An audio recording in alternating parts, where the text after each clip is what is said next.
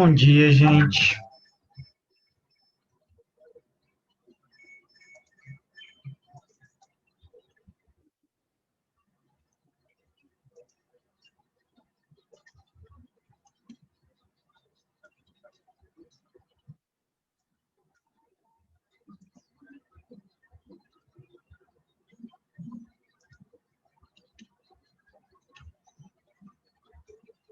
Já já a gente começa, tá, pessoal? Vamos esperar só um pouquinho para ver a galera entrando aqui, para ver quem vai entrar.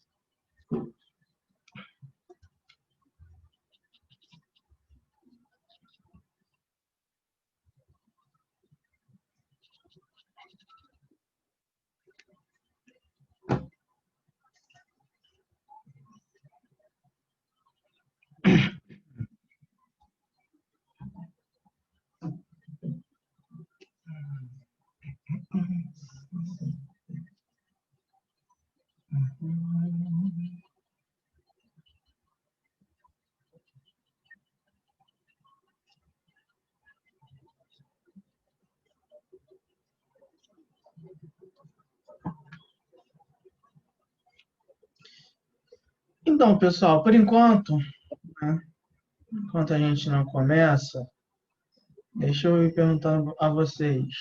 O que é que vocês acharam da prova? Tava tranquilo? Algum problema nela? Suave? Fácil? Posso pegar mais pesado? Posso pegar mais pesado, né?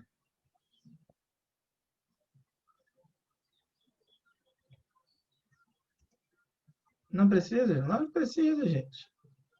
Vocês foram tão bem. Não sei se vocês foram bem, não, tá? Eu tô brincando aqui porque ainda não corrigi. Ainda não tive tempo para corrigir, não. Mas eu olhei bem rápido e, assim, só pelo que a plataforma já me mostrou, não foi ruim, não. Obviamente, a plataforma ela só me mostra o resultado das objetivas, né? Das discursivas não mostra. Mas acredito que vocês tenham ido bem. Acredito isso. Tenho fé. Assim, estava de acordo com é, o que a gente falou no roteiro. Não tinha muito mistério, não. Então, acredito que vocês foram bem. Mas, enfim, na próxima, dependendo do resultado, se a média, pelo menos na minha parte, né, gente? Se a média, por exemplo, a gente tem 50 pontos só na minha parte. Se a média da turma for 35, eu pego mais pesado. Sinal que vocês estão preparados. E aí a gente vê isso daí. Vamos ver, vamos ver. Vamos ver o andamento. Estamos chegando no fim do ano já. Molezinha. E aí, gente, então vamos começar? São que horas? 8h03. Mais 2 minutinhos a gente começa. Que eu tenho um videozinho para botar para vocês, né? Só para dar um iniciozinho de aula. Hoje, como vocês podem bem ver aí, a gente vai continuar falando sobre Guerra Fria. A gente vai falar bastante de Guerra Fria. Se não me engano, a gente tem mais uns 3 módulos de Guerra Fria. Muita coisa. Mas sempre com alguns pontos diferentes. Então, hoje a gente vai falar sobre o macartismo, vai falar da Coreia. E aí, na aula seguinte, se não me engano, a gente fala de Cuba, Revolução Cubana. Não, minto, perdão. A gente vai falar sobre coexistência pacífica. Aí daqui, se eu não me engano, mais 2 aulas, né? Daqui a 2 aulas a gente fala sobre Cuba. Enfim, a gente vai falar muito sobre Guerra Fria, porque é um assunto extremamente extenso, intenso, né? Vai ser legal, né? Vamos torcer para ser legal. Bom dia, Jaque. Então a gente vai falar bastante coisa. E aí, hoje, né, na nossa segunda aula, em sociologia, a gente vai falar sobre autoritarismo, tá? Então, a gente falou nas 2 aulas antes da prova sobre o sistema político democrático e hoje a gente vai falar sobre autoritarismo, beleza? Lembrando, gente, só desde já, tá? É, essa imagem aqui, né, que no caso é um slide, mas eu transformo em imagem, já está disponível para vocês lá na nossa pasta no Google Drive, tá? Tá desde ontem, só consegui colocar de noite, infelizmente, mas já está desde ontem. E aí eu vou enviar aqui o link para vocês mais uma vez, eu não canso de enviar esse link.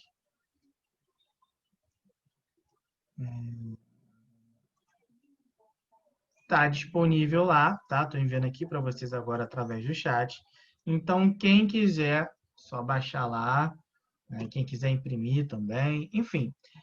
Como eu já tinha falado a vocês, a minha ideia é que sempre, né, antes das aulas, na segunda-feira, né, a minha intenção é sempre ao meio-dia, por volta do meio-dia, no máximo, e de 1 hora no máximo, isso já está disponível. Quando eu consigo, né, ter uma tranquilidade para produzir tudo que eu preciso produzir, eu consigo colocar para vocês até sexta-feira. Então, assim, quem quiser ter acesso, geralmente foca entre sexta a segunda-feira para ver, tá? Que vai estar lá disponível para vocês essa imagem. Aí sempre vai estar esquema, resumo, algo assim. Se não me engano, não está esquema, resumo, módulo 20, módulo 21. E aí segue. Beleza, galera? Então temos 25 aqui, acho que a gente já pode começar, né? Quem entrou depois, um bom dia para vocês. Espero que todos vocês estejam bem. Espero que vocês estejam indo bem na prova também, né? Aquela molezinha que estava super tranquilo, principalmente para quem leu e estudou a partir do roteiro, né? E na próxima já avisei aqui para quem estava que a gente vai pegar mais pesado, hein? Tava muito fácil daí, muito molezinha. Se vocês forem bem, a média acima de 35, a gente pega pesado nisso daí. Então torçam, torçam para ir acima de 35. Vamos lá, gente. Seguinte, como vocês já podem bem ver aí, né? Hoje a gente vai falar sobre Guerra Fria, a gente vai falar sobre especificamente a ideia do macartismo e a questão da Coreia, né? Provavelmente vocês acompanham, né, o jornal, acredito que vocês acompanham televisão ou acompanham a internet e é comum a gente ver falando sobre a Coreia do Norte, sobre o Kim Jong-un, e aí a gente vê algumas histórias que eu me amarro nessas histórias, eu acho maravilhosas, de que na Coreia do Norte, é, de que na Coreia do Norte você é proibido fazer alguns cortes de cabelo. Teve uma vez que saiu uma reportagem de que na Coreia do Norte você só podia fazer 10 tipos de corte de cabelo. E aí esses 10 tipos estavam muito relacionados com o cabelo do Kim Jong-un. Aí tem uma história de que teve uma vez que circulou uma história aqui no Brasil de que na Copa da África do Sul, não sei quem lembra, né? Na Copa da África do Sul, o grupo do Brasil era nada mais, nada menos que Brasil, se não era Brasil, Portugal, Costa do Marfim e Coreia do Norte, né? Esse era o grupo do Brasil na Copa do Mundo aquele ano. E aí, assim que acabou a Copa, ou acabou a primeira. Assim que acabou a Copa, começou a circular uma reportagem aqui no Brasil de que na Coreia do Norte o governo tinha falado para a população de que na realidade quem tinha ganho a Copa do Mundo foi a Coreia do Norte. E aí fizeram uma edição dos vídeos dos jogos. E aí nos jogos, né, na edição dos jogos, a Coreia do Norte, obviamente, sempre ganhava as partidas. Então, por exemplo, se não me engano, Brasil e Coreia do Norte foi 2-1 para o Brasil. Falaram que o Brasil que a Coreia do Norte tinha ganho. Aí Portugal, se não me engano, Portugal ganhou de quase 7 da Coreia do Norte. E aí falaram também. Enfim, Aí começou a circular essa notícia aqui no Brasil, sendo que nada mais, nada menos, essa notícia era mentirosa, né? Era uma fake news, porque foi uma brincadeira feita pelo Cid do Não Salvo. Não sei quem conhece o Cid do Não Salvo, não sei quem conhece o Não Salvo. Nem sei se mais existe, né, o Não Salvo. E aí foi feita uma brincadeira pelo Cid. Ele pegou uma pessoa, uma pessoa que era da Coreia do Sul, era originária da Coreia do Sul, uma sul-coreana, que ela se passou por uma norte-coreana no vídeo de brincadeira. Né? E as pessoas acreditaram aqui. Da mesma forma, circulou uma notícia, né, após a Copa do Mundo, de que os jogadores foram levados para campo de concentração, né, para trabalhar de forma forçada, porque tinham humilhado a Coreia do Norte na Copa do Mundo. Há um tempo atrás, há um pouquíssimo tempo atrás, saiu uma outra reportagem de que o Kim Jong-un havia matado seu tio e tinha dado o corpo do tio dele para os cachorros, né? Nesse nível. Então, assim, ele tem um canal agora, Cid Cidoso. Antigamente era o Não Salvo, ele tinha um blog, né? Não sei agora como é. Muito tempo que eu não vejo, né? Mas era engraçadinho o Não Salvo. Mas, enfim, foi o Cid que fez isso. Então, assim, a maior parte dessas notícias que circulam, ainda tem o blog, depois eu vou dar uma olhadinha. A maior parte dessas notícias que circulam hoje aqui sobre a Coreia do Norte são notícias que são, no mínimo, curiosas. São sempre notícias que impactam, né? De ele jogar o, o tio para os cachorros comerem, de só ter não sei quantos cortes de cabelo, de que a Coreia do Norte foi dada como campeã lá. Enfim, são notícias que impactam, né, e que geram uma imagem extremamente negativa da Coreia do Norte. Particularmente, eu não estou falando essas coisas para defender a Coreia do Norte, porque eu não sei como funciona efetivamente a fundo hoje a política deles, né? Eu sinceramente não sei por quê. A Coreia do Norte hoje é um país extremamente fechado. E aí a gente tem que entender, né? E hoje a gente vai tentar entender um pouquinho por que, que a Coreia do Norte é até hoje um país extremamente fechado, né, que tem suas próprias tradições. Enfim, a gente vai tentar falar um pouquinho hoje, porque isso tem bastante a ver, tá, com a Guerra Fria em si, beleza? Mas antes da gente começar a falar do conteúdo em si, né, provavelmente vocês já viram em algum momento este, né, ser humaninho aqui. Vou mostrar aqui para vocês, vou botar um vídeo rapidinho, né, um trecho de um filme muito legal, né, um filme de 1940. Tá abrindo aqui, gente, só um instante. É um filme de 1940, de nada mais, nada menos que Charlie Chaplin. Tá? É um filme falado, tá? Não é um filme mudo, como geralmente a gente conhece dele. Né?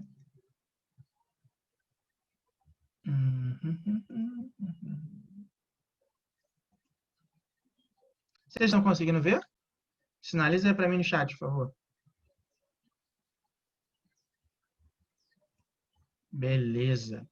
Então, esse filme é um filme de 1940, ele é um dos filmes mais famosos do Charlie Chaplin.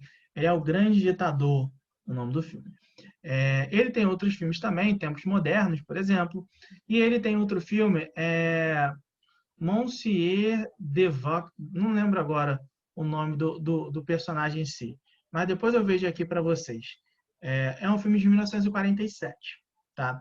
Esses filmes, entre esses, né, o de 47, O Grande Ditador e o Tempos Modernos, o de 1947 é um dos menos famosos, tá? Mas depois eu comento por que eu estou colocando sobre Charlie Chaplin, tá? Mesmo que seja antes de 1940, para a gente falar de Guerra Fria. Vamos olhar aqui rapidamente esse videozinho aqui, que é o discurso, é uma das partes mais importantes do filme do Charlie Chaplin. Vou aumentar aqui o volume, vamos lá. Se vocês não estiverem conseguindo ver, ler, né, o mais importante é ler o discurso, não é nem ouvir tá? Sinaliza aqui para mim no chat que eu tô olhando o chat. Dictator of Tomania, the conqueror of Austerlitz, the future emperor of the world. You must speak. I can't. You must. It's our only hope. Hope.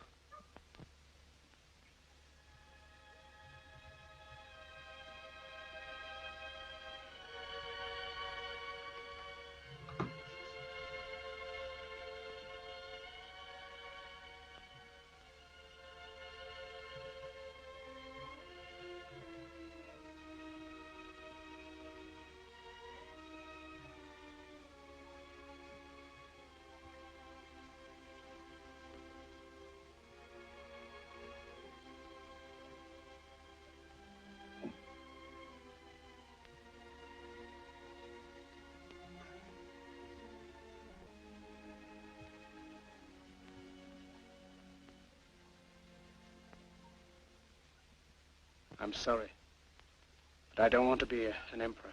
That's not my business. I don't want to rule or conquer anyone. I should like to help everyone if possible. Jew, Gentile, black man, white. We all want to help one another. Human beings are like that. We want to live by each other's happiness, not by each other's misery. We don't want to hate and despise one another.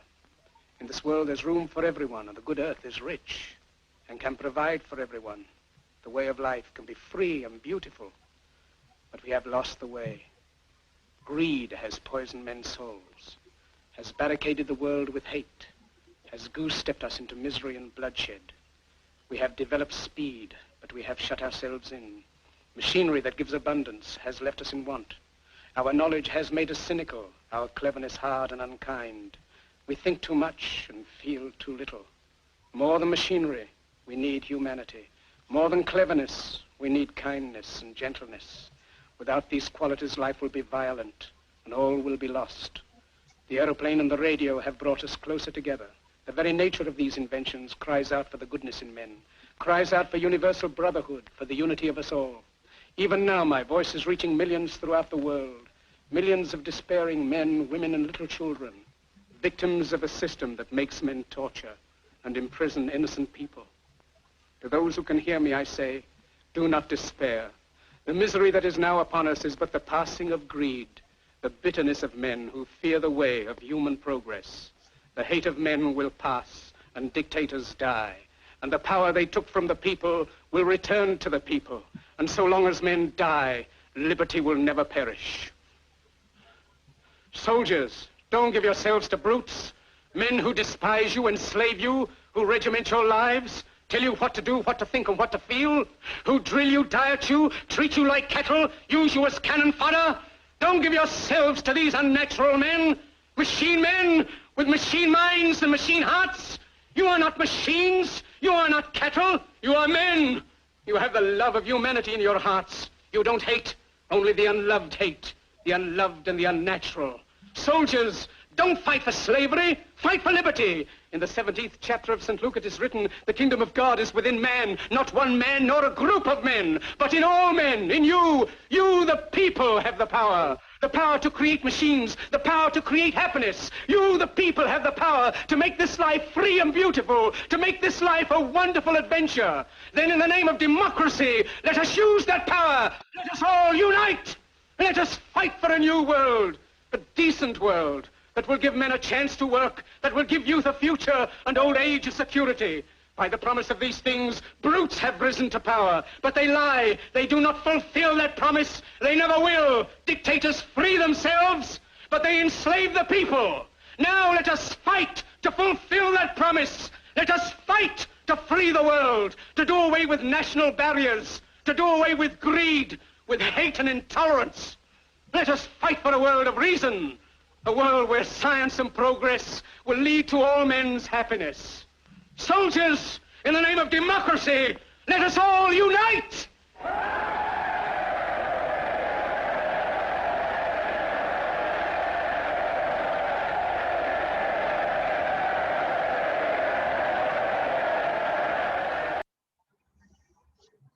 Então, gente, esse filme aí é um dos filmes mais importantes já feitos, né, pelo Charlie Chaplin, né?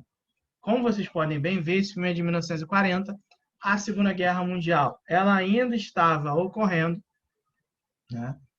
E aí dá para observar que é uma clara crítica ao nazismo, é uma clara crítica aos regimes fascistas como um todo.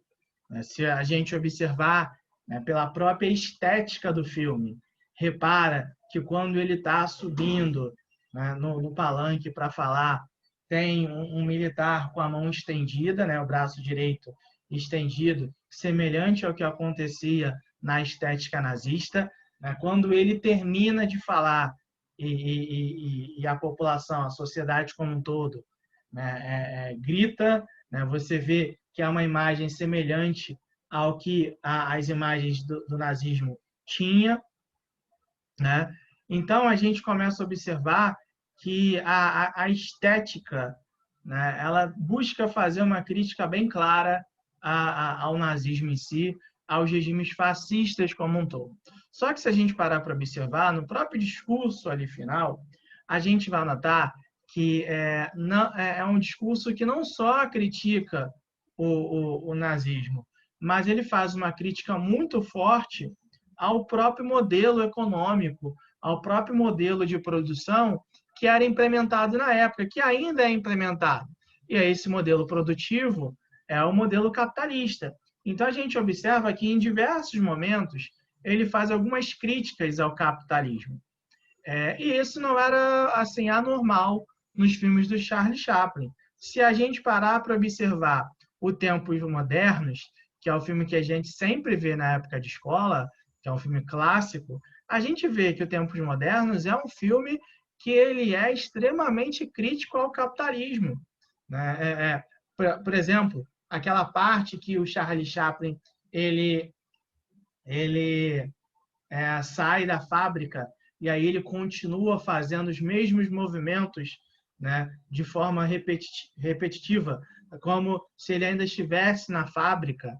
Então, assim, ele faz diversas críticas nesse aspecto, e aí tem a ver com a questão da alienação do trabalhador, né, quando não tem tempo para almoçar, ou seja, uma série de críticas.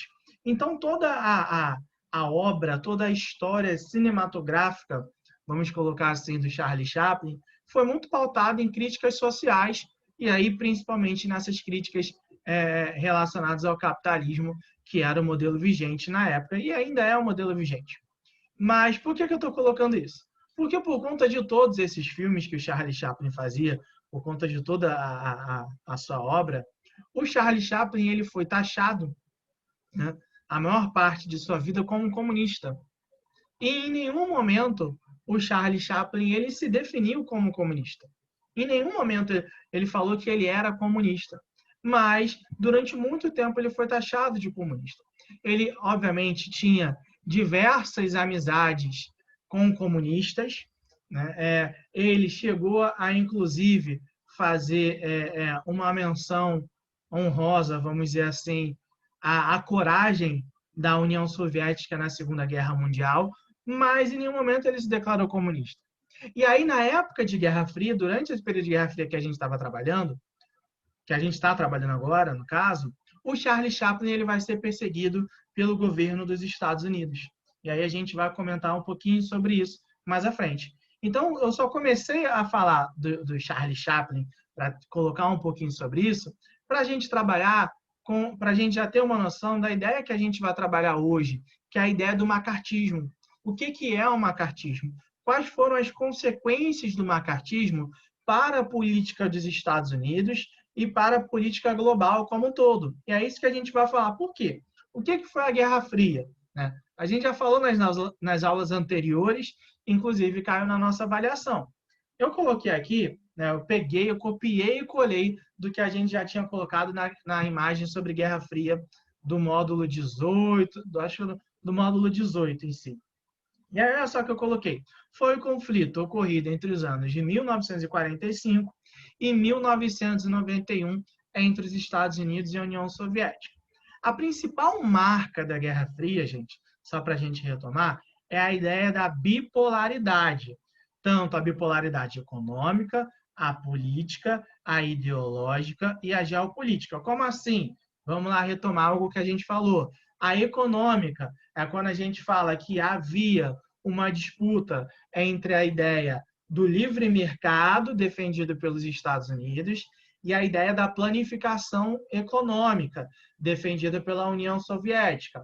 A política, como a gente vê a ideia do pluripartidarismo, que nos Estados Unidos a gente sabe que é o bipartidarismo, porque é o Partido Democrata e o Partido Republicano, e o unipartidarismo, que na União Soviética, os países socialistas defendem a existência de um único partido, que é o Partido Comunista. A questão ideológica, quando a gente fala da questão ideológica, a gente está trabalhando com a ideia do capitalismo versus o socialismo. E aí, só para a gente ter uma noção, o que é que o capitalismo ele vai defender? Que as pessoas vão se desenvolver do ponto de vista econômico a partir dos seus próprios esforços. Então, tem essa uma ideia muito forte. Já o socialismo, ele defende uma transformação na sociedade em busca de uma sociedade mais igualitária, mais justa, principalmente a partir da base, para fazer com que as pessoas se desenvolvam. E também tem a questão da bipolaridade geopolítica, no qual o mundo ele estava dividido entre o lado ocidental, que era defensora do capitalismo, vamos colocar assim, e o lado oriental, que tinha como base o socialismo. Então a gente vai notar que a Guerra Fria ela tem essa grande marca, que é a ideia da bipolaridade.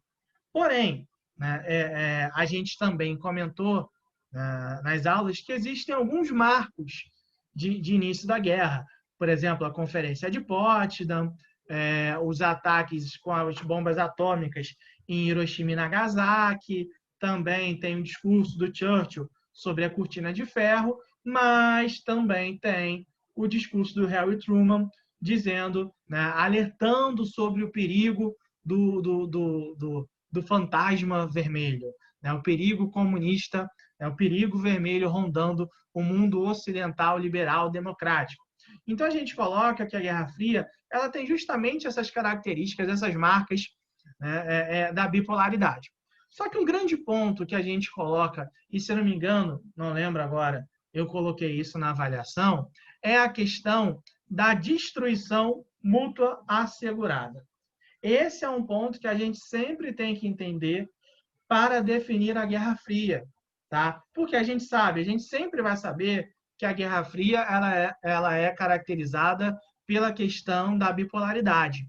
Mas a gente tem que ter na nossa cabeça a noção muito forte dessa questão de uma destruição mútua assegurada. Como assim uma destruição mútua assegurada? Através da ideia que a paz era impossível e a guerra era improvável. Eu lembro que eu comentei isso com vocês. Por quê? A gente vai notar que entre 1945 e 1991, em nenhum momento Estados Unidos e União Soviética entraram numa guerra quente, né, num choque bélico efetivamente, entre as partes. Né? O mais próximo que eles chegaram disso foi em 1961, com a crise dos mísseis, quando os Estados Unidos apontou, quando a União Soviética, através de Cuba, apontou mísseis para os Estados Unidos e os Estados Unidos apontou mísseis para Cuba. Né? Então, sempre o mais próximo foi isso. O mais próximo que o mundo chegou perto do seu fim foi esse aí. Tá? Mas durante toda a Guerra Fria existia a ideia da paz impossível, a guerra improvável. Por quê? Os dois países não conseguiam dialogar, tinham mentalidades, tinham ideologias totalmente divergentes e essas ideologias divergentes não possibilitavam a ideia de uma paz, porém, ao mesmo tempo, com o potencial bélico que as partes tinham, eles sabiam que eles não se atacariam, né? Que um não atacaria o outro, porque o potencial de destruição era gigantesco. Então, para evitar que algum problema acontecesse, eles continuavam, né, mais nesse conflito, mais nessa disputa, de um ponto de vista muito mais diplomático e também através das suas áreas de influência. Sim, sem dúvida. Sem dúvida isso daí, Daniel. Então, a gente começa a observar justamente isso. Porém, tá? Um outro porém. O início, tá? O início, assim, de uma animosidade mais acirrada, ou seja, de uma rivalidade mais acirrada, vai acontecer por volta do início dos anos de 1950. E por que vai acontecer a partir do início dos anos de 1950? Primeiro, em 1949, a, em 1949, a União Soviética vai fazer o seu primeiro teste atômico. Tá? Então, em 49, a União Soviética faz seu primeiro teste atômico. E aí, esse teste ele vai ser no Cazaquistão, que na época fazia parte do território da União Soviética.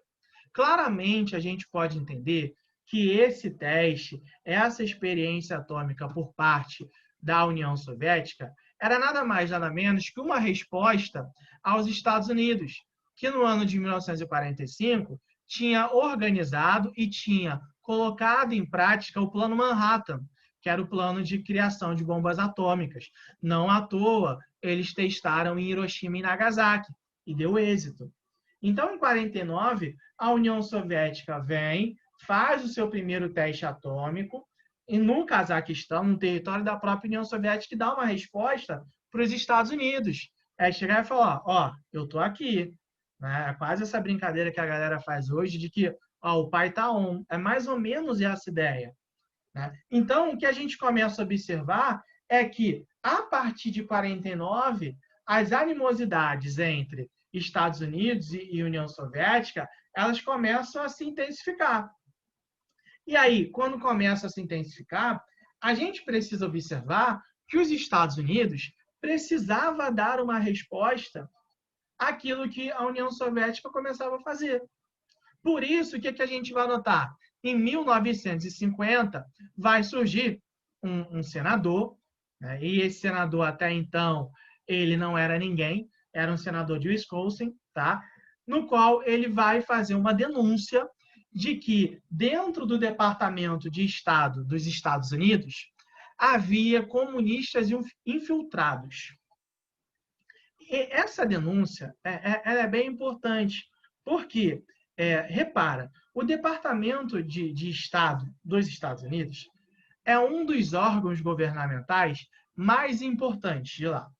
Ele é que dá total, assim, ele é uma área extremamente estratégica e ele estrutura todos os órgãos dos Estados Unidos. Assim, ele é principalmente o órgão de defesa. E aí, o que o senador, que eu não falei o nome, é Joseph McCarthy, ele vai lá e fala, ó, seguinte, temos comunistas infiltrados dentro do Departamento de Estado e esses comunistas, eles estão tentando destruir os Estados Unidos por dentro. Por dentro. Isso é extremamente interessante da gente pensar, porque essa é uma tática muito utilizada até os dias atuais. Tá? Até os dias atuais. De você criar a tese de um inimigo interno. Então, quando você quer fazer um governo que desrespeite leis, desrespeite regras, e você quer se aproximar de algo um tanto mais autoritário, longe da democracia, você cria a tese de inimigos internos. Porque você criando a tese de um inimigo interno, você consegue ganhar a adesão da população, e aí a população ela consegue compactuar, ela consegue aceitar basicamente tudo que você falar, tudo que você fizer. Então, o McCarthy ele chega e faz essa denúncia. Ele cria a tese de um inimigo interno. E aí, essa ideia de um inimigo interno vai fazer com que os Estados Unidos comecem a agir. E aí vem uma pergunta aqui, por que os Estados Unidos e a Europa não atacaram a União Soviética antes de 49? Tinha acabado de sair de uma guerra. Né? Tinha acabado de sair da Segunda Guerra Mundial, que durou de 39 a 1945. Vamos ser sinceros, assim, que ninguém aguentava mais uma guerra. E outro ponto, após a Segunda Guerra Mundial, foi criada a ONU. A ONU, a ONU ela tinha e tem como objetivo tentar garantir a paz no mundo. Então, assim, não fazia muito sentido recém-saídos de uma guerra, recém-criada a ONU, eles entrarem num novo conflito. Inclusive porque, assim, a União Soviética não tinha motivo para ser atacada. Em nenhum momento a União Soviética deu algum motivo para ser atacada.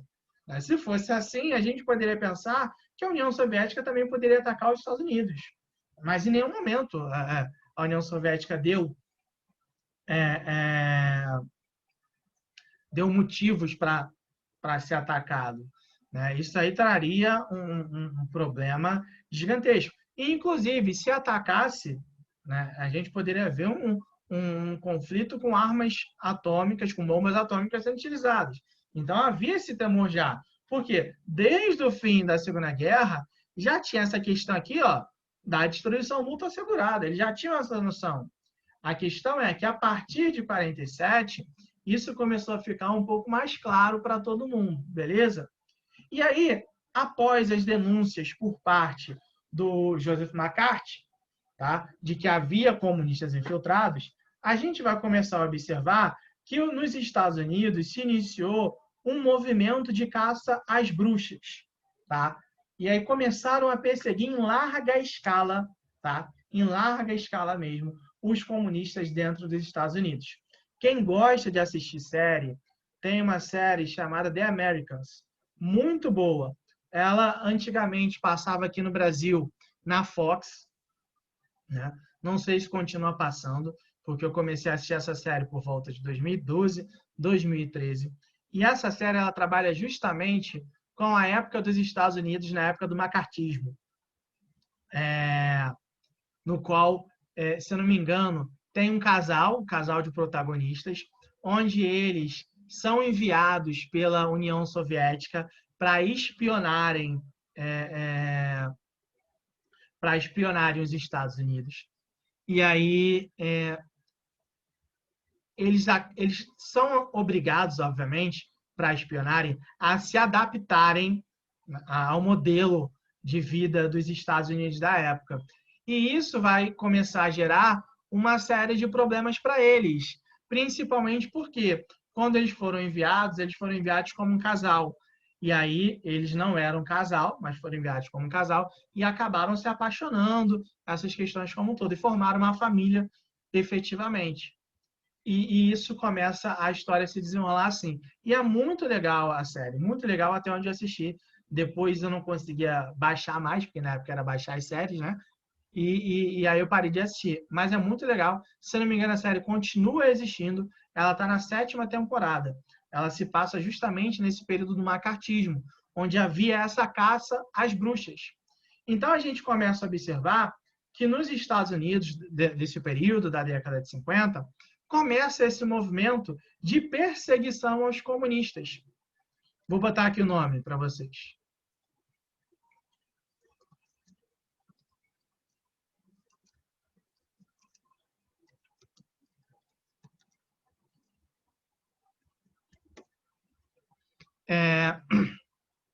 Então a gente começa a observar que tem essa perseguição, essa caça às bruxas, essa perseguição aos comunistas. A esse movimento, a esse processo de perseguição aos comunistas, a gente chama de macartismo. Por quê? Foi um movimento que se iniciou a partir da denúncia do Joseph McCarthy de comunistas infiltrados. E aí, repara, gente, isso é extremamente interessante. Ainda existe uma propaganda anticomunista muito forte no mundo ocidental. É comum a gente ainda ver na internet pessoas, né, geralmente perfis fakes, que trabalham com a ideia de que, por exemplo, ainda existe isso, né? É muito bizarro. Mas na época da Guerra Fria existia toda uma teoria de que comunistas faziam rituais satânicos com crianças, de que se alimentavam de crianças. Gente, existia uma série de teorias. E aí essas teorias assim super, né, fakes povoavam a mentalidade da sociedade. Eu comento muito isso Porque quando a gente vê desenhos, quando a gente vê filmes, a gente não tem muito essa mentalidade. Por exemplo, vou contar um outro filme aqui que não é da época do macartismo, é mais à frente, é da década de 80, que é o Rock. Eu já comentei isso com vocês, se eu não me engano. No Rock, né, tem um filme, não lembro agora qual é, que tem o Ivan Drago. O Ivan Drago, ele é um soviético. E aí, se você olhar o filme, você vai ver que o Rock, ele faz todo um treinamento legal, um treinamento totalmente justo, sem nenhuma tecnologia, sem nada, aos moldes raiz, né? Enquanto o Ivan Drago, que é o principal opositor dele, ele é um cara que ele não treina, obviamente, e que ele é todo manipulado através de bombas. Então, o que a gente começa a observar? O que a gente observa? Que quando surge isso daí, os Estados Unidos, ele estava fazendo uma propaganda anticomunista através de um filme. E aí, eu já comentei isso em sala com vocês, não sei se vai lembrar, vou lembrar porque tem muito tempo, e foi em fevereiro, fevereiro, março, na aula presencial, tem uma parte do filme que as luvas, né, uma parte do filme não, mas a propaganda é que as luvas se chocam. E aí, quando as luvas se chocam, tem uma explosão. Essa explosão, o que é que tu imagina? As duas luvas dos lutadores explodiram. Não. Se você for ver quadro a quadro, você percebe que, na realidade, a única luva que explodiu foi a luva da União Soviética. E aí não é à toa a luva da União Soviética explodir. Eles estavam querendo demonstrar que nessa disputa, nesse campo de disputa, né, havia um ser humano, havia uma nação mais forte. Então a gente vai observar nos filmes, né, dos Estados Unidos que isso ocorre demais mesmo. Né? Essa visão de tentar colocar na mentalidade da sociedade de que havia um inimigo. Então você começava a assistir os filmes e você não observava isso. Ou você começava a assistir, né, ler histórias em quadrinhos, e você também não observava. Eu acho que eu já comentei isso com vocês, eu vou repetir porque eu repito mesmo e é isso. Né? Tem uma história em quadrinho do Super-Homem que claramente eles estão fazendo propaganda contra o Japão. Isso na época da Segunda Guerra Mundial. Mas claramente está fazendo propaganda contra o Japão. A capa é o seguinte. Está desfocado? Aonde está desfocado o slide?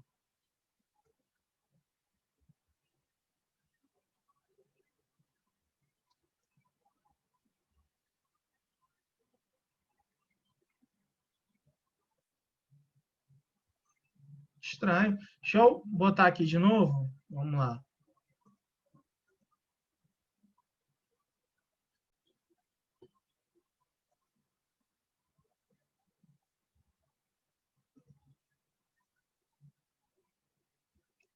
E agora foi, gente? Ah, já sei que pode ser. Espera aí. Melhorou?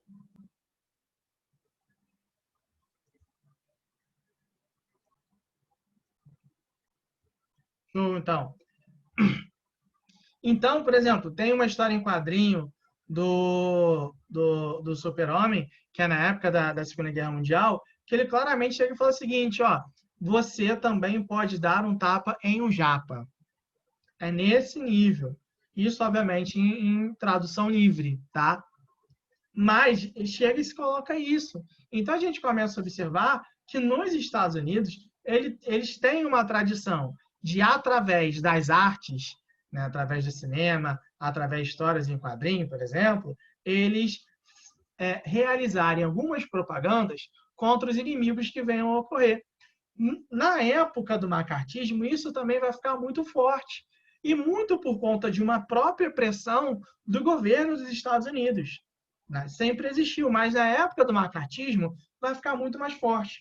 E aí, o que a gente pode entender como macartismo, gente? Olha o que eu coloquei aí. Movimento de perseguição e combate à subversão comunista, responsável pela degradação moral e o comprometimento da segurança nacional estadunidense. Então, quando vocês forem ver algo sobre macartismo, Quando vocês lerem algo sobre macartismo, falar algo sobre macartismo, lembrem disso, que é um movimento de perseguição e combate à subversão comunista dentro dos Estados Unidos. Mas, Lucas, existia subversão, existia um movimento comunista de degradação moral e comprometimento da segurança nacional estadunidense? Não, não existia. Isso eu posso dizer com total clareza a vocês. Não existia nada disso dentro dos Estados Unidos. Tá? E por que não existia? Porque ficou comprovado que todas as denúncias que eram feitas, nenhuma tinha embasamento suficiente para dizer que aquilo ali estava acontecendo. Mas, naquele momento, e aí isso é importante a gente observar, o Joseph McCarthy, vamos chamar só de McCarthy, senador McCarthy, ele conseguiu alçar uma posição de prestígio dentro da política estadunidense. A partir do momento em que ele fez essa denúncia, em 1950, o nome dele, no ponto de vista político, começou a se desenvolver. Ele começou a se tornar uma figura influente no cenário político estadunidense. E aí se iniciou um movimento de perseguição aos comunistas dentro dos Estados Unidos. É justamente esse momento em que as rivalidades, que as animosidades, como eu tinha comentado com vocês, elas vão começar a se desenvolver. E aí o que a gente vai começar a notar? Que vão surgir os órgãos de inteligência e de contra-inteligência.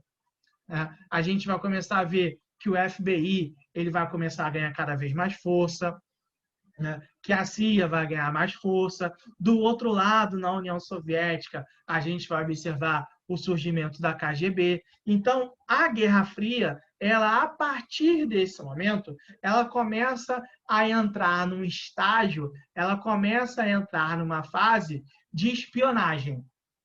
Então, passa a ser uma grande característica desse período de Guerra Fria. Sendo que, nos Estados Unidos, eles vão tomar algumas medidas. A primeira, como eu coloquei aí, é a Lei McCarran-Nixon. Tá? Essa lei ela tem como principal característica, para quem estiver anotando, para quem quiser anotar aí, tá?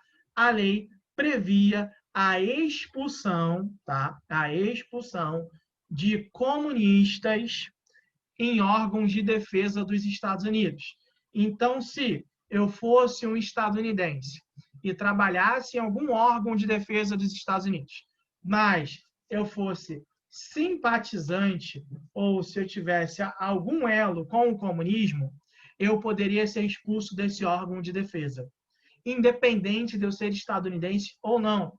Então, essa lei permitia isso.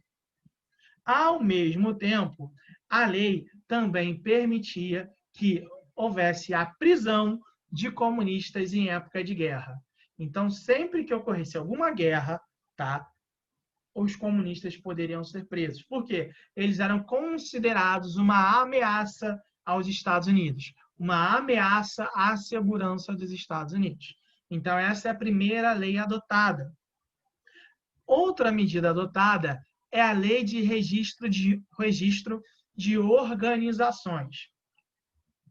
Qualquer organização que fosse simpática ao comunismo, ela teria que ser registrada pelo governo. O governo faria uma análise dela para saber se havia uma movimentação contrária ao governo, se queriam derrubar os Estados Unidos, tomar o poder nos Estados Unidos. Havia essa mentalidade muito forte neles de que estamos sob risco de ataque. Então, isso vai permear dentro da política interna dos Estados Unidos durante muito tempo. Sendo que um dos grandes pontos e mais importantes está na criação do CAA, o Comitê de Ações Anti-Americanas. Esse comitê ele é maravilhoso, porque ele é um comitê que tinha como objetivo fazer investigações sobre algumas pessoas influentes, sobre personagens influentes que pudessem ser comunistas e que pudessem compactuar para o desenvolvimento, para a expansão do comunismo dentro dos Estados Unidos.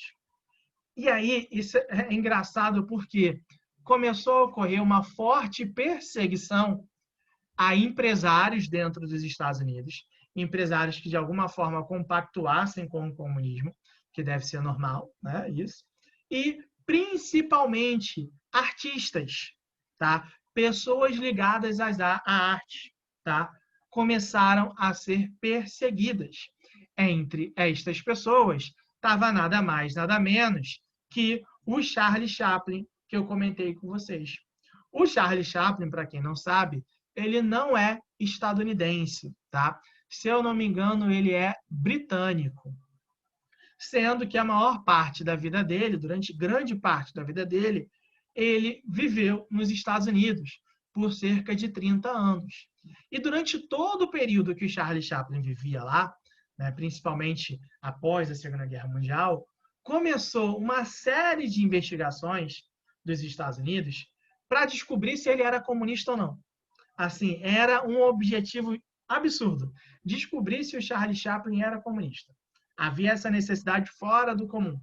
Né? E aí, eles, há um tempo atrás, se descobriu uma série de documentos que revelam que os Estados Unidos mandavam para a Inglaterra uma série de pedidos para a Inglaterra investigar a vida do Charlie Chaplin. E a Inglaterra investigou. E eles não conseguiram descobrir nem o verdadeiro nome do Charlie Chaplin. Não descobriram aonde ele nasceu, quando ele nasceu e qual era o nome dele. Né? E havia essa crença absurda. E aí imaginaram que o nome dele era Israel, não lembro agora o sobrenome, e de que ele tinha ligações com o comunismo. Então, assim, eles entendiam que o Charlie Chaplin, né, ele estava tentando implementar o comunismo, ele era um espião soviético, inclusive.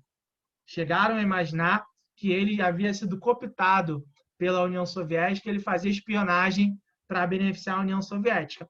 E em nenhum momento conseguiram achar. Inclusive, pensaram em convocar o Charlie Chaplin para o Comitê de Ações Anti-Americanas. Só que eles tiveram um medo de que o Charlie Chaplin utilizasse, né, essa investigação, né, o Comitê de Ações Anti-Americanas, para satirizar, né, através de suas obras. Então, imaginaram que, se a gente chamar, ele vai satirizar isso daqui. Então, vamos evitar. Então, só ficaram fazendo investigações. Até que, em um determinado ano, por volta de, não, agora, se não me engano, dos anos 50, início dos anos 50, os 52, em 52, o Charlie Chaplin viajou para fora dos Estados Unidos, e aí ele foi proibido de voltar para os Estados Unidos. Ele foi proibido. Um dos principais artistas, né, de Hollywood na época, foi proibido de voltar por conta dessa perseguição que os Estados Unidos estavam fazendo. E aí, quando o Charlie Chaplin foi proibido, começou a se questionar muito dessa perseguição, muito do macartismo que havia sendo feito dentro dos Estados Unidos, a ponto de que começaram a ocorrer uma série de investigações, né, principalmente jornalísticas, de como todo aquele processo era feito. Até que se descobriu que, na realidade, a maior parte das denúncias realizadas por todo esse processo, pela ideia do macartismo, eram denúncias que elas eram infundadas, que você não conseguia provas. E aí, por conta desse fator, né, o macartismo ele começou a entrar em crise. Né, ele foi perdendo cada vez mais força. Porém, o que a gente tem que notar? Que mesmo ele perdendo força, ele foi responsável por gerar um processo de um acirramento das rivalidades, das animosidades entre o mundo capitalista e o mundo socialista, que vai gerar, no fim das contas, né, como a gente pode imaginar também, a Guerra da Coreia, que vai ocorrer entre os anos de 1950 e 1953. Até aqui, gente, tá tranquilo? Alguma dúvida ou não? Sinaliza aí para mim no chat, que eu já falei pra caramba. Que eu vou beber uma aguinha aqui por enquanto.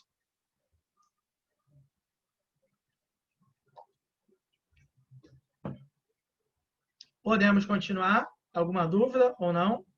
Beleza. Então, vamos lá. E aí, então a gente falou sobre o macartismo, tá?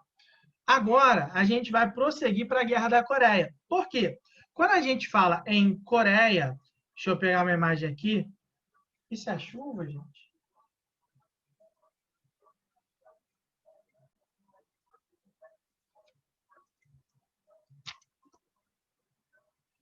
Só estou escutando barulho agora que parei de falar.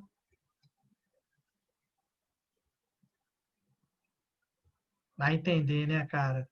Ontem tava mó solzão.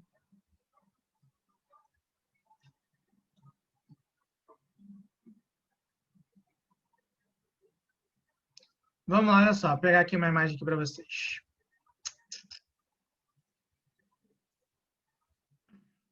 Vamos lá, olha só. Estão vendo aí a imagem do Google? Tá? Vamos lá, é o seguinte. Hoje em dia, quando a gente fala em Coreia, tá? A gente obrigatoriamente, e aí isso é bem importante, né? Não fale para um coreano que existe só uma Coreia, independente da onde o coreano vem, do norte ou sul. Não fala. Por quê? Há uma rivalidade muito forte dentro da Coreia. Hoje, a gente observa que existe a Coreia do Sul, que a capital é Seul, e existe a Coreia do Norte, que a capital é Pyongyang, tá? Só que antes de 1949, vamos colocar assim, tá? Existia apenas uma Coreia, tá? Então tudo isso daqui era Coreia, beleza? E era a Coreia nesse momento, e a Coreia antes de 1949, vamos colocar melhor, até 1945, a Coreia era assim, tá? Todo esse território aqui que vocês bem estão vendo. Só que, durante toda a Segunda Guerra Mundial, só para a gente ter uma noção, a Coreia ela era controlada, ela era ocupada pelo Japão. Igual aconteceu com a China durante um tempo e que a gente trabalhou na nossa aula de Revolução Chinesa. Então, o Japão ele tinha uma postura extremamente imperialista para com os países, para com as regiões da Ásia como um todo. E isso inclui a Coreia, que era controlada por ali. No entanto, o que a gente vai observar? Com a derrota do Japão na Segunda Guerra Mundial, eles obviamente deixaram de controlar outros territórios no continente asiático. E aí, quando a gente entra no contexto de Guerra Fria, o que a gente vai notar? Que Estados Unidos e União Soviética, através da Conferência de Potsdam, começam a dividir o mundo em áreas de influência. Dentro dessas áreas de influência que Estados Unidos e União Soviética começam a dividir o mundo, está a questão da Coreia. E aí, o que os dois países vão lá e vão fazer? Vão dividir a Coreia aqui, ó, bem no paralelo 38, tá? Então, eles dividem a Coreia em duas áreas de influência. E essa divisão é no paralelo 38. Ao norte, a gente via a Coreia sob influência da União Soviética e ao sul a gente viu a Coreia sob a influência dos Estados Unidos. Então, antes da Segunda Guerra Mundial, era uma única Coreia, porém, ela era dominada pelo Japão. Quando acaba a guerra, quando está acabando a guerra, ocorre a Conferência de Potsdam. Essa Conferência de Potsdam tem como característica a divisão da Coreia em duas áreas de influência. O norte sob influência soviética e o sul sob influência capitalista dos Estados Unidos. Beleza? E aí, quando ocorre essa divisão, a gente vai notar, a gente vai observar que isso não vai agradar muito, tá? Isso não vai agradar muito. Perdão, gente. Deixa eu ajeitar aqui rapidinho, senão vai me atrapalhar aqui. Isso não vai agradar muito quem? Os coreanos. Por quê? Eles vão começar a entender, eles vão começar a observar que, na realidade, eles saíram da dominação de um povo, que eram os japoneses, e agora passaram para a dominação de dois povos. Então, a situação deles piorou, porque antes eles eram controlados por um único povo, né, que aí fazia mal a eles, sem dúvida alguma. Só que, assim que eles conseguem a liberdade, eles já entram numa situação de uma nova dominação, agora dos Estados Unidos e da União Soviética. Por isso, eles não vão aceitar muito bem esse processo de controle de zona de influência soviética e estadunidense. Para tentar resolver esse problema, para tentar dar uma minimizada, tá? Para tentar dar uma minimizada nas questões que estavam ocorrendo na Coreia, em 1947, a ONU vem e vai intervir na questão coreana, tá? E aí vai dividir a Coreia em dois, vai oficializar a divisão da Coreia em duas. Só que essa oficialização vai ser feita através de uma eleição popular. Então, o que ele está tentando fazer aqui, a ONU? Está retirando a influência, a dominação, o controle, tá? Tanto dos Estados Unidos quanto da União Soviética. E está passando esse controle para a população coreana, que agora está dividida em duas. Na República Popular Democrática da Coreia, que é a Coreia do Norte, como a gente chama, e a República da Coreia, que é a Coreia do Sul, como a gente conhece. Na Coreia do Norte, tá? Quem comandava o Kim Il-sung, tá? Kim Il-sung, tá? Que é nada mais, nada menos que o avô do Kim Jong-un, quem comanda a União Soviética, quem comanda a Coreia do Norte hoje. Já no Sul, quem comandava é o Syngman Rhee, tá? Então, ao norte, quem comandava é o Kim Il-sung, tá? E na Coreia do Sul é o Syngman Rhee. Então, a gente começa a observar que, a partir de 47, surgem esses dois estados nacionais, tá? Cada um com as suas devidas características. Desde o início, tá? Desde o início, a gente vai observar que a República Popular Democrática da Coreia do Norte, ela era de influência soviética, de influência socialista. E na República da Coreia do Sul, tá? A gente vai notar que é de uma república que é capitalista. E aí mandaram aqui, que nepotismo. Vou explicar para vocês, tá?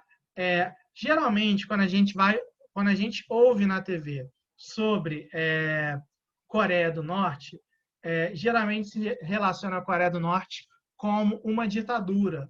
Né? Provavelmente vocês já viram falar sobre a Coreia do Norte como uma ditadura. No entanto, tá?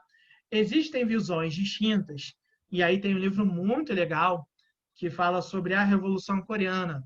É um livro da Universidade de São Paulo, Unesp, que é bem interessante, que ele conta a história e mostra que o Kim Il-sung, o avô do Kim Jong-un, ele é considerado uma lenda dentro da Coreia do Norte, porque durante toda a vida dele, né, desde o início da vida adulta dele, né, ele lutou contra a ocupação da Coreia por parte dos japoneses.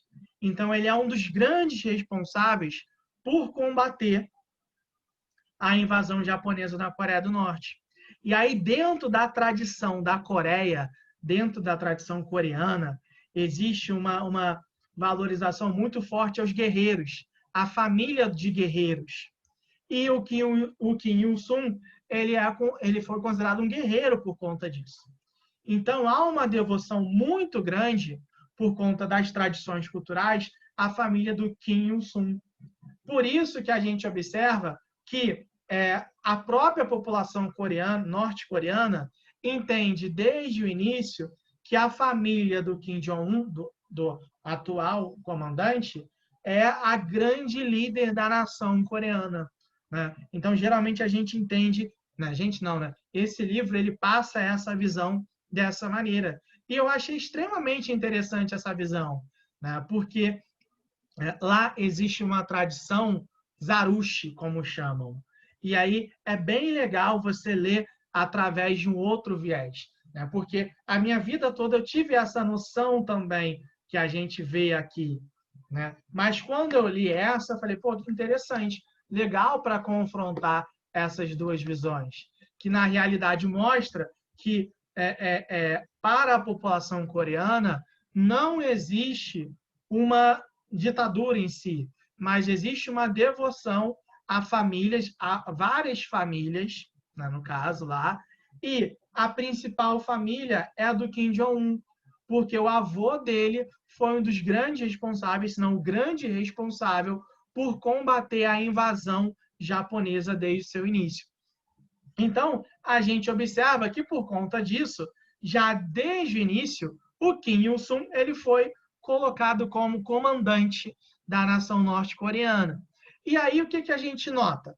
As duas nações, tanto o norte quanto o sul, eles seguiam um ideal extremamente nacionalista e não concordavam com a divisão da Coreia.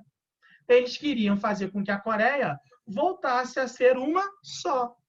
Só que voltar a ser uma através do seu modelo.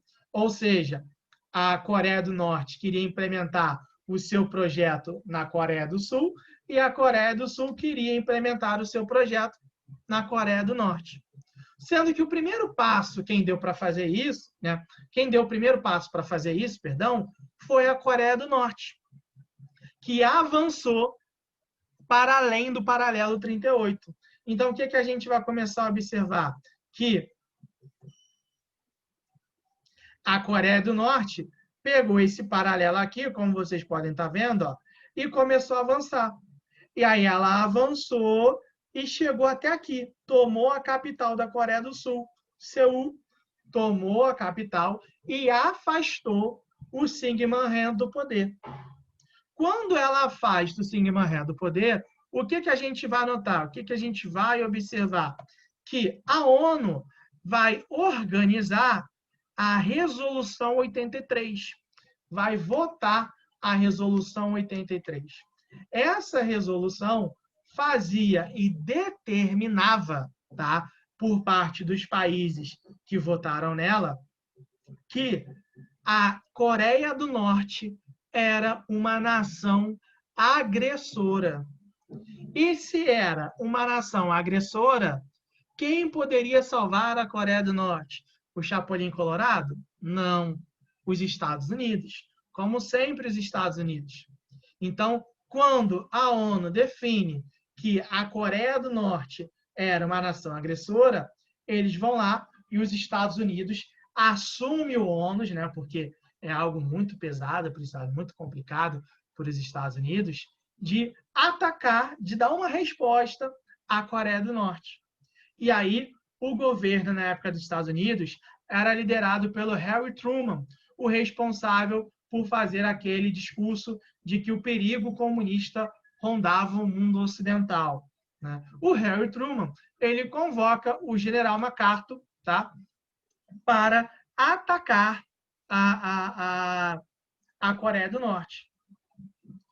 Cara, na época, o Brasil até foi, mas assim, o Brasil, 51, 52, quem estava comandando era transição do Dutra para o Vargas, né? E o Vargas ele estava num momento muito mais zen, muito mais democrático, mas assim a gente estava vivendo de fato. O Brasil foi convidado porque a gente ainda estava vivenciando o que a gente chama, né, determina como a política da boa vizinhança. Então o Brasil ele é convidado a participar dentro desse aspecto, sim. E aí o general MacArthur, tá? Ele assume o papel de liderança militar para defender a Coreia do Sul, para defender o mundo democrático. Assim que eles chegam lá, o exército americano, um ponto interessante que o general MacArthur faz é de cortar as linhas de abastecimento da Coreia do Norte. Então, ele consegue limitar a chegada de suprimentos, tanto de armamentos quanto de suprimentos, né, de alimentos para os norte-coreanos. Então, o que a gente começa a observar? Que assim que os Estados Unidos chegam, eles conseguem cortar a linha de suprimentos, de abastecimento da Coreia do Norte, e aí começa a enfraquecer o exército norte-coreano. Conforme começa a enfraquecer o exército norte-coreano, o que a gente vai notar? Vai rolar uma contraofensiva. A Coreia do Sul, junto com os Estados Unidos, vai sair daqui, vai tomar Seul novamente, vai recuperar a capital e vai começar a avançar em direção a Pyongyang, até o momento que eles conseguem tomar Pyongyang. Tá? Então, a gente observa que a guerra era marcada por duas fases. A primeira, do avanço norte-coreano, e segunda, a contraofensiva do Sul, liderada pelos Estados Unidos. Nesse momento, o que a gente vai começar a observar? Empolgado com a vitória, o general MacArthur ele começa a fazer um plano de ataque à China. Então, ele começa a buscar algumas coisas um pouco maiores. E isso começa a gerar um problema para os Estados Unidos. Por quê? Você entrar num conflito com a China daquele momento ali, a China havia acabado de passar pela Revolução Chinesa, estava no auge do governo do Mao Tse Tung, né? Militarizado, e isso poderia gerar um problema. E esse ataque que ele pretendia fazer na China era ataque com armas atômicas. Então, isso poderia gerar um problema gigantesco. Ele se empolgou bastante. Se empolgou ao ponto de que não havia como fazer aquilo ali. E isso gerou um temor por parte do próprio presidente dos Estados Unidos, Harry Truman, porque isso poderia gerar um problema e, além disso, não havia recursos para você ficar gastando isso. Isso porque o governo dos Estados Unidos deu 12 bilhões de dólares para a Guerra da Coreia, para o exército participar na Guerra da Coreia. Então, isso poderia gerar uma série de problemas. E, naquele momento, o que a gente começa a observar? Que os dois lados, tá? Os dois lados não conseguiam vitórias significativas. Ou seja, você conseguia apenas alguns avanços, mas você conseguir chegar ao poder efetivamente, né, uma vitória para derrotar o seu inimigo, você não conseguia de forma alguma. Tá? Então, a gente observa que a guerra ela começou a se arrastar e, conforme o conflito foi se arrastando, os dois lados começaram a entrar numa espécie de crise financeira. Não tinha mais como você continuar investindo na guerra.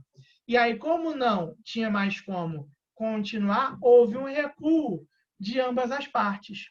Através desse recuo, que durou cerca de 2 anos, tá?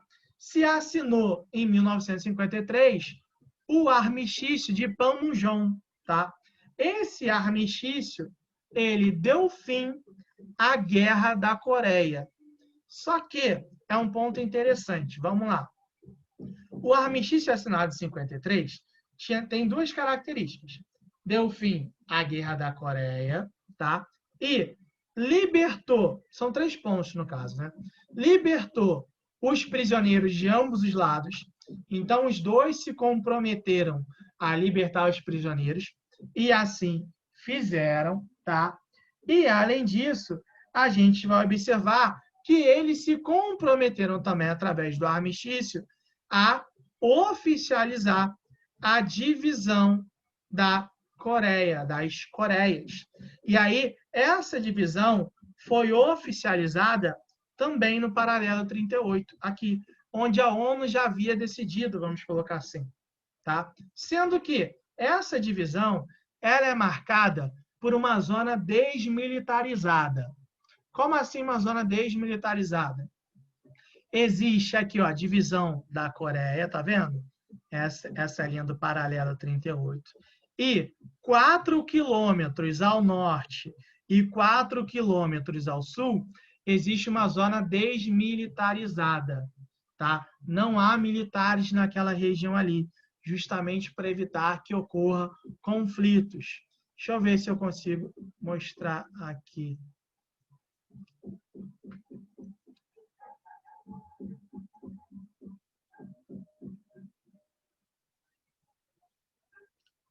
Aqui, ó. Estão vendo, ó? Existe essa zona desmilitarizada aqui, ó. Tá? Então, não há uma movimentação militar nessa região, justamente para evitar conflitos. E nela, tá, existem algumas regiões de passagem para ambos os lados. Tá? Então, existe justamente essas regiões para ocorrer uma passagem. É essa região que mostra aqui, ó, tá? Que é a zona desmilitarizada da Coreia. No ano passado, não lembro se foi ano passado ou início do ano, creio que foi ano passado, houve uma visita do presidente dos Estados Unidos naquela região ali, né, em negociação com Kim Jong-un. Tá? Houve, de certa forma, uma espécie de aproximação entre as partes, né, em uma negociação. Tá? Então, essa é a região desmilitarizada da Coreia como um todo. Só que, repara, eu coloquei para vocês que houve um armistício. Armistício, gente, é diferente de um acordo de paz, tá? Então, quando vocês forem ver falando de armistício e acordo de paz, são coisas distintas, tá? São coisas distintas. Um armistício é quando se entende, quando se observa, tá? De que não há um vencedor. Os dois lados negociam a um cessar-fogo, beleza? Então, até hoje, existe um cessar-fogo entre Coreia do Norte e Coreia do Sul. Tá? Não é uma paz entre eles, é um cessar-fogo. Já um acordo de paz é quando há claramente um lado derrotado, quando alguém reconhece a sua derrota e aí negocia a paz entre as partes. Então, entre a Coreia do Norte, há um acordo de cessar-fogo. Não há paz entre eles. Isso a gente tem que deixar claro, isso a gente tem sempre que entender. Não à toa, volta e meia acontece alguns casos de um dos lados fazer um teste com uma arma, né, com uma bomba, por exemplo, no mar, e isso gerar o aumento das tensões entre as partes. Tecnicamente, eles ainda estão em guerra, justamente, mas estão no intervalo, né? Estão no intervalo bem longo, né? E que continue assim. Uma das questões que envolve, né, a Coreia é que quando houve a divisão, né, nesse paralelo, né, quando houve a divisão da Coreia aqui, isso foi responsável por separar muitas famílias. Até hoje há uma separação entre muitas famílias. E aí, se eu não me engano, não lembro de quanto em quanto tempo, através de negociações, há um movimento de encontros de famílias separadas na Coreia. Deixa eu ver se eu acho até. Não vou saber o nome exatamente como se dá. Ó, aqui. Ó, o último, pelo visto, foi em 2018.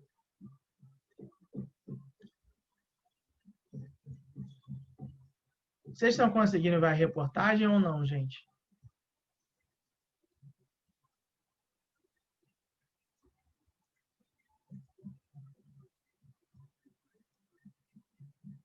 Então, aqui. Ó, famílias separadas pela Guerra da Coreia se reencontram após décadas. Nova série de reuniões de famílias divididas foi decidida após reaproximação diplomática na Península. Olha lá. E aí, idosos, ó. Vamos ver aqui a última vez que aparece. Que é a última vez que ocorreu. Ó, é a primeira em 3 anos. Ó. Então, assim, essa guerra, né, ela trouxe uma forte separação entre as partes. Né? É algo semelhante ao que aconteceu na época em que a Guerra Fria dividiu, né, a Alemanha através do Muro de Berlim. Só que isso permanece até hoje, essa separação. O grande ponto é que a gente tem que notar é que logo após o armistício, logo após o fim da guerra, quem assume o poder na Coreia do Norte continua, né, permanece, no caso, perdão, o Kim Il-sung, tá? Ele continua comandando a Coreia do Norte. E o que os Estados Unidos vai fazer após esse momento? Não está em guerra, mas vai fazer todo um processo, toda uma ideia de um bloqueio, né? De uma limitação do desenvolvimento da Coreia do Norte. E aí, a Coreia do Norte, após a Guerra da Coreia, ela fica isolada no campo diplomático mundial. Né? Ela só vai ter como apoio, em um primeiro momento, a China e a União Soviética. Sendo que, quando o Stalin morre em 53, na União Soviética, a União Soviética passa por um processo de desestalinização, e aí Coreia do Norte e União Soviética se afastam, e a Coreia do Norte só passa a ter o apoio da China, sendo que naquele primeiro momento a China não queria dar suporte à Coreia do Norte, mas queria, de certa forma, ter uma relação um pouco de controle com a Coreia. Os coreanos não aceitam isso.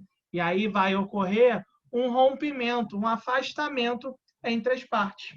Desde 53, então, a gente observa que a Coreia do Norte ela vai ficar um tanto isolada do mundo.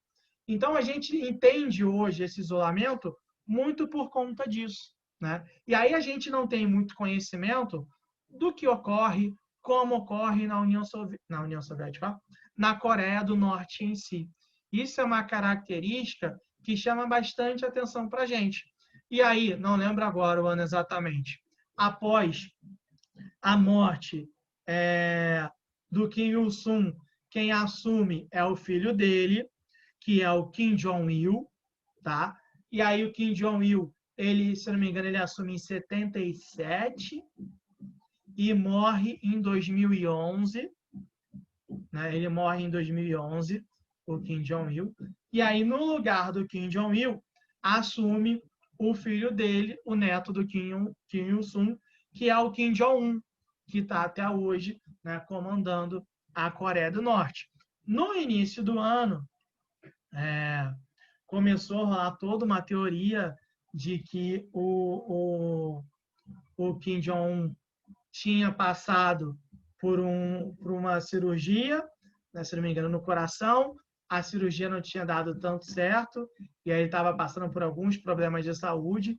E aí começou a se especular, inclusive, né, na mídia ocidental, de que o Kim Jong-un tinha morrido, né, porque ele não estava aparecendo, né, inclusive não compareceu no evento de comemoração, né, ao avô dele, né, o grande líder da nação norte-coreana. E aí começaram a especular isso. E aí começaram já a especular quem seria o sucessor do Kim Jong-un.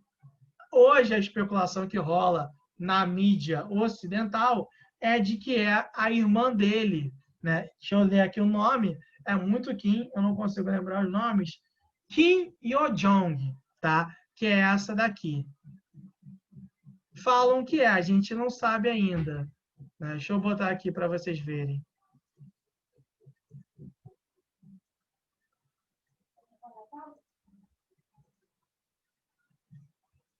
Ó, o Kim Jong-un aqui, como vocês podem bem ver. E aí, Kim Yo-jong, que é ela aqui, tá? Ela faz parte também do Partido Comunista, os dois aqui, ó. Ela faz parte também do Partido Comunista da Coreia do Norte. Ela é uma dirigente do partido. E aí acredita-se que ela vai ser a próxima a assumir o comando da Coreia do Norte. Tem cara de braba lá. Então, acredita-se justamente nessa ideia. Beleza até aqui, gente? Deu para entender tudo que a gente trabalhou até agora ou não? Sinaliza no chat para mim. Falei muito, gente. Meu Deus.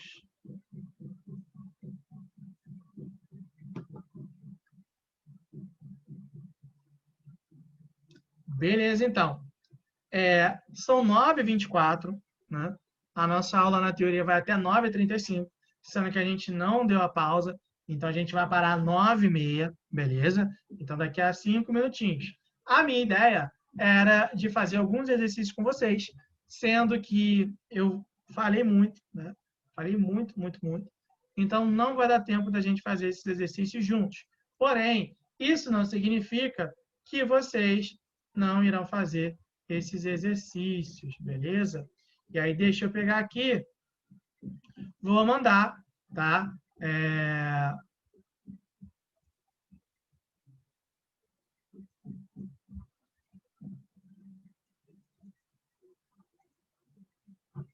Estou mandando aqui através de chat para vocês. Façam, tá? Façam, beleza? Quando vocês puderem. Vai ficar aberto, eu não vou fechar. E eu vou botar para aparecer o resultado, beleza? Façam, por favor, gente, tá? Inclusive para eu ter noção de como vocês estão, tá? Para eu ter essa ideia um pouco mais clara de como vocês estão, como vocês entenderam, que aí isso já vai me ajudar a preparar a prova para vocês. Tá bom, gente? Então, basicamente, hoje é isso.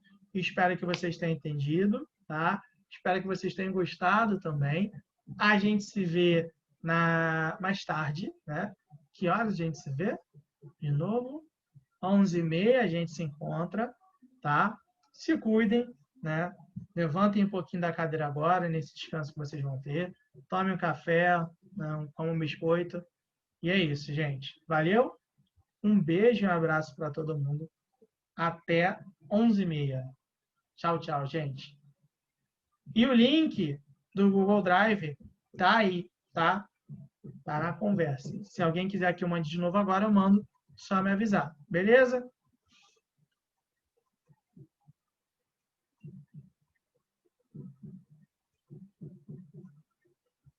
Deixa eu mandar aqui então, peraí.